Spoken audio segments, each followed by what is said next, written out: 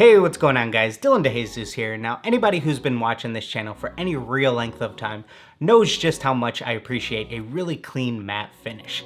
And for years, this was a little bit more difficult to achieve than it ever needed to be because you essentially had to do a two-step process, something like grabbing a little bit of duller and mixing that into your Angelus matte finish, or testing a bunch of outside brands, maybe something like a Krylon matte spray, or a Treehouse brand, and we were just limited as a whole to what finishers were actually available and which ones actually worked. If you were ever trying to achieve a high gloss finish, something along the lines of a patent leather level finish on a pair of like Jordan 11s, for example, forget about it. But then along came the Liquid Kicks matte finisher, and finally we had an all-in-one solution, something super easy to apply. You could just throw this on at the end of your custom painted job and give it whatever sheen you desired. You no longer needed to use duller throughout the process. So this is what we have been using and recommending over the last couple of years, even as an Angelus sponsored artist. But now Angelus just launched a new product called the 4-Coat after offering the same finisher for the previous 30 years. So this product is meant to be an upgrade in every way imaginable from that. It comes in 4 different options: the flat, matte, satin, and high gloss. And each of these different options is gonna get you much closer to your desired sheen. It's also scratch resistant since this is a urethane clear coat, whereas their previous one was water-based. So it's always nice to have that added layer of protection.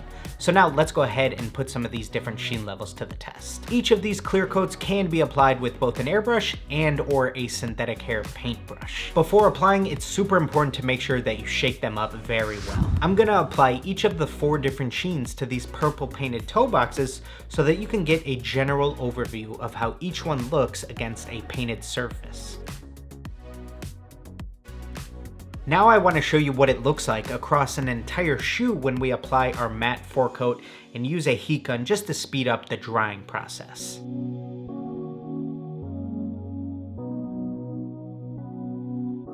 And now, just for comparison's sake, I want to take one shoe and apply the Angelus matte and high gloss 4-Coat versus another shoe where I'm going to apply the Liquid Kicks matte and high gloss top coat.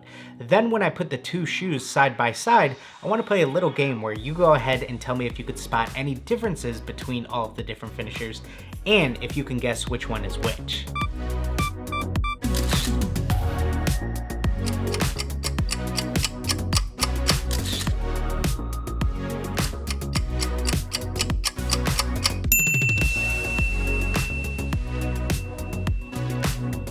Now let's go ahead and put this whole scratch resistant thing to the test. So I have a pair of cleats that I've painted up for my buddy Anthony Walker of the Cleveland Browns. This is before I've applied the matte 4-Coat, but I'm gonna go ahead and do that now. And then we're gonna go ahead and do the classic scratch test that you've probably seen all across social media before. I'm gonna go ahead and try to scratch away with my X-Acto knife, and overall I am very pleased with the results of this test. Now these scratch tests have always been a little funny to me since they're kind of trying to show that your paint is invincible and this is proof that your custom's actually durable, when that's not really the case. This has nothing to do with what's actually going to happen if a pair of painted shoes is ever actually worn, when they're actually under duress and when they're actually creasing up and when the shoe actually needs to bend, and is the paint and the entire artwork going to bend and breathe as a whole together. Whereas this kind of just proves it's scratch resistant, which is certainly nice, but it's not the same thing as actually being wearable. So I think something very important to keep in mind here when it comes to expectations on a new product like this, something that's promising a lot essentially. It's a new, more durable, flexible finish. It offers some level of scratch resistance.